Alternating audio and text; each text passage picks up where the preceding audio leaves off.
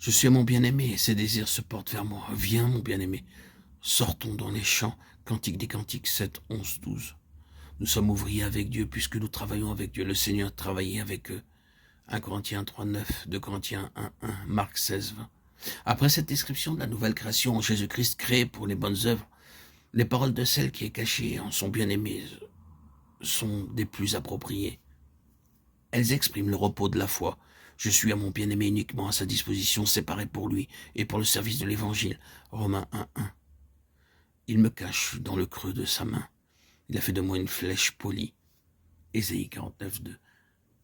Ses désirs se portent vers moi. Il désire se servir du vase de terre qu'il a préparé. Et ses désirs vers moi me portent vers lui. Viens, mon bien-aimé.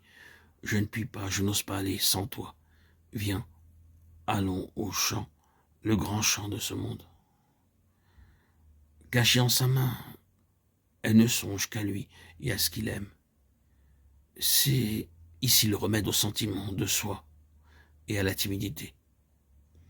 Un sentiment de Dieu qui exclut toute pensée de soi, confère la culture la plus haute et la plus grande grâce. C'est là le résultat de la manifestation de Christ à l'âme livrée, lequel résultat subsiste aussi longtemps qu'elle a le sentiment de sa présence. Mais la délivrance continuelle de soi-même vient de la certitude d'une même vie avec Christ, de sorte que l'âme est comme attirée hors d'elle-même pour demeurer en lui. Nous en avons un exemple avec la Soulamite. Au début, et bien que Christ demeura en son cœur par la foi, elle avait cette tendance à tout ramener à elle, à se placer au centre, à voir toute chose dans leur relation avec elle. Ceci est manifesté par ces paroles. Mon bien-aimé est à moi, je suis à lui. Vient ensuite. Plus tard, cet ordre se renverse. Elle ne se met plus au centre. Elle se repose sur le fait qu'elle est à lui. Je suis à mon bien-aimé est à moi. Cantique des Cantiques 6, 3. Ani les Dodi, Vedodili. Et maintenant, même à la seconde place, le moi a disparu. Elle est plantée en lui. Il remplit ses pensées, son esprit, ses facultés intellectuelles et spirituelles. Ce qu'elle a, ce qu'elle est, tout ce qui la concerne. Tout ceci n'existe plus dans sa pensée. Qu'il puisse faire ce qu'il veut, qu'il voie s'accomplir les désirs de son cœur, qu'il entre en son héritage parmi les saints et qu'elle-même soit tout ce qu'il désire. Voilà ce qu'occupe sa pensée, ce qui se trouve au premier plan. Mais lui pense à elle, il veille à ce qu'elle ne manque de rien.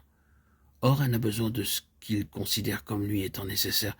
Elle ne désire plus que ce qu'il désire et ce qu'il veut en elle.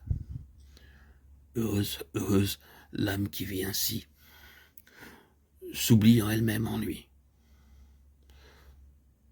Ton soleil ne se couchera plus, car ton Dieu est ta gloire, est le sujet d'un bonheur inexprimable. Comme la fiancée fait la joie de son fiancé, ainsi tu feras la joie de ton Dieu. Ésaïe 62, 5.